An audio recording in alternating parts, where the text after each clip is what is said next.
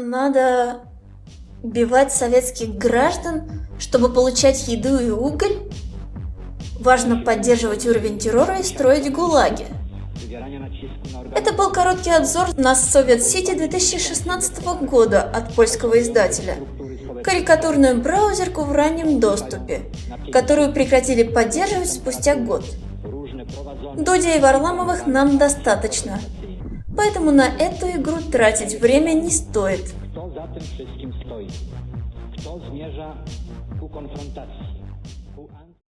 Вам дают 4 эпохи, чтобы определиться, строить курортный остров или продавать бананы на экспорт. Если хотите сделать ставку на США, то развивайте туризм. Но не забывайте про армию, потому что если у вас найдут нефть, то приплывет отряд демократоров, как в заливе свиней. Юмора и сатиры в игре достаточно. Вопреки стереотипу о том, что это симулятор Кастро, стебут абсолютно всех, в том числе и левых.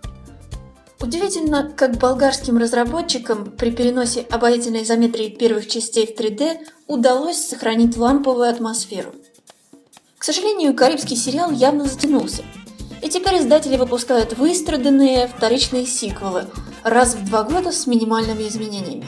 И это не вспоминая про бесконечные DLC, конечно же. Линейная игра, где финские разработчики хвастались попыткой добавить такие необычные вещи, как городской парламент и общественное мнение. Эксперимент завершился не то чтобы удачно.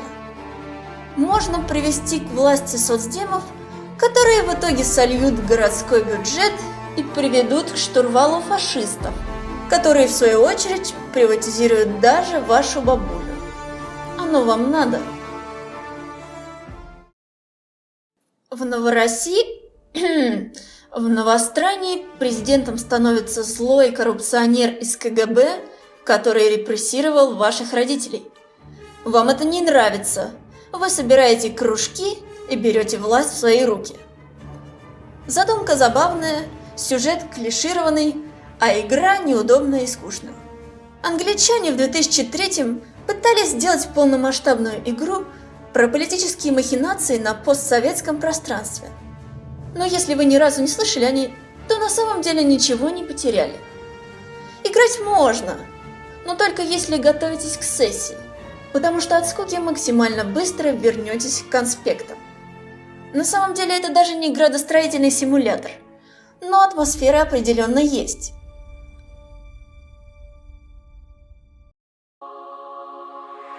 Можно попытаться выстроить советскую атмосферу в SimCity и Cities Skylines с модами, но про них и так все знают.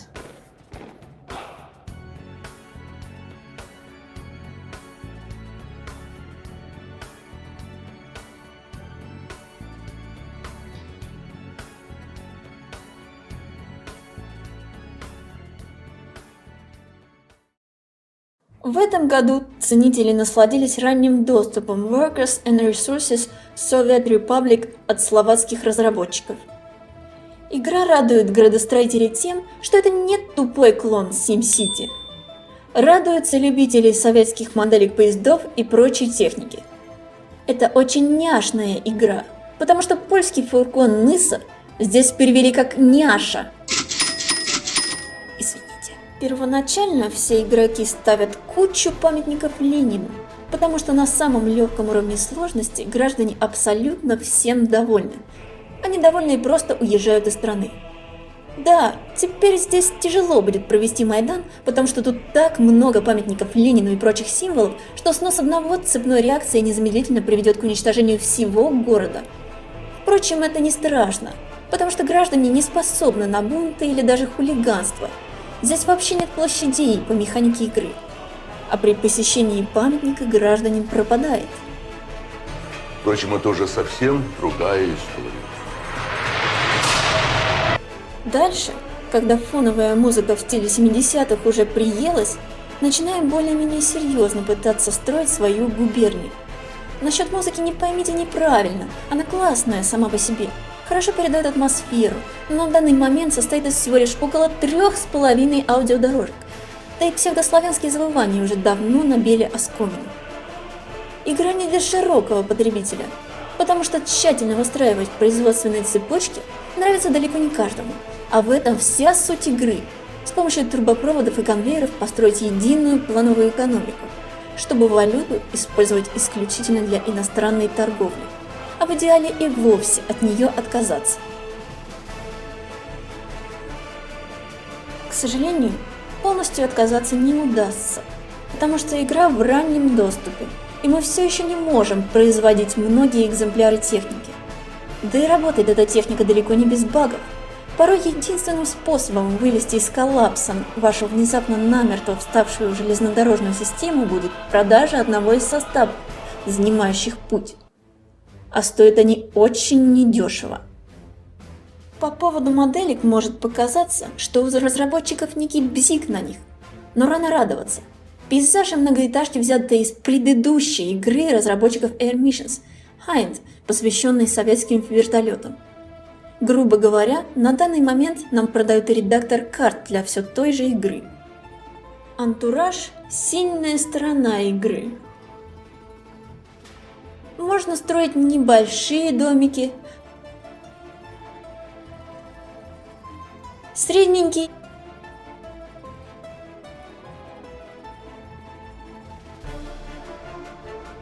и... Но сразу в 60-х мы уже строим дома обшарпанными, заводы с битыми стеклами. Почему? Допустим, нужно было бы тратить ресурсы на поддержку текстурок, чистых и новеньких построек. А пока текстуры будут старыми, игра все еще будет ощущаться сырым примером раннего доступа.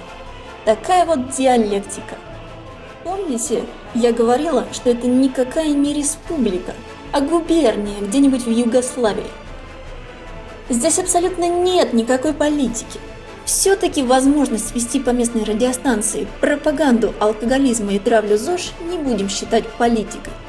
Игра все же больше про модельки машинок. Нет армии, силовых структур и военно-промышленного комплекса. Торговля за доллары или рубли ничего не решает. А недовольные граждане просто молча покидают страну. Конечно, в скором времени разработчики грозятся добавить милицию и глобальные события. Но им не уйти от того, что они делают ставку на симулятор автаркии и самодостаточной экономики. В интервью они говорят, что выбрали этот жанр, потому что позволяет реализовать феодальные механики в современном антураже, где игрок контролирует каждый аспект народного хозяйства. В итоге получилось нечто среднее между симулятором Рашидова и японской Дзайбацу, где от игрока требуют решения сугубо тактико-логистических задач, а всеми настоящими проблемами занимаются далеко. Можно еще фантазировать о более продуманной системе образования и науки, о миникарте, но если у вас хватит терпения на борьбу с рельефом, то игра достойна вашего внимания. Конечно, борьба с левым и правым уклоном в партии была бы интересной, но сейчас надпись «Слишком крутой уклон» на каждый бугорок уже успела сломать не одну клавиатуру нашей необъятной. Кто-то хочет музеи, пионерские лагеря, площади, ярмарки, парки, детские площадки и так далее и тому подобное. Пожалуйста. Но сейчас невозможность построить банальный серпантин или железнодорожную насыпь, пока на каждую кочку не будет проведено по 15 бульдозерных выставок, очень сильно режет по общим впечатлениям об игре.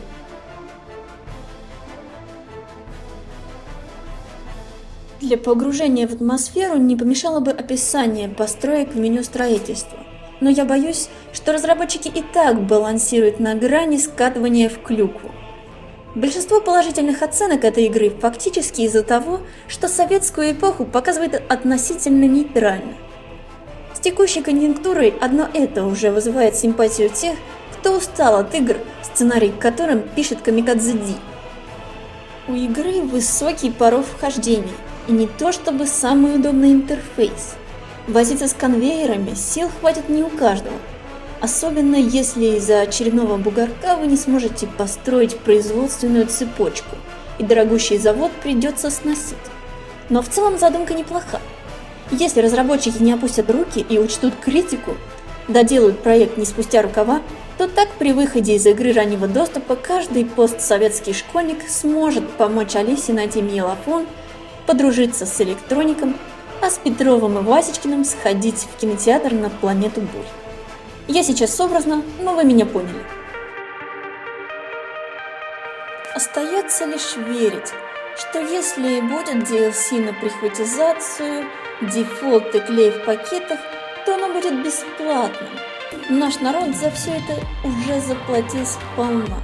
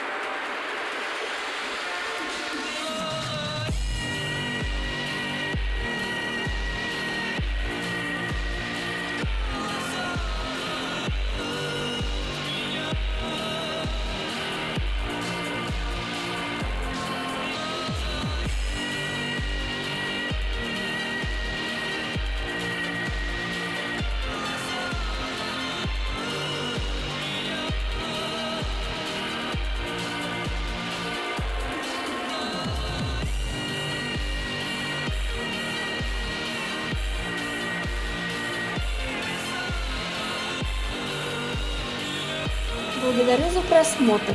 Буду следить за развитием игры и, может быть, подготовлю новые обзоры на другие интересные игры.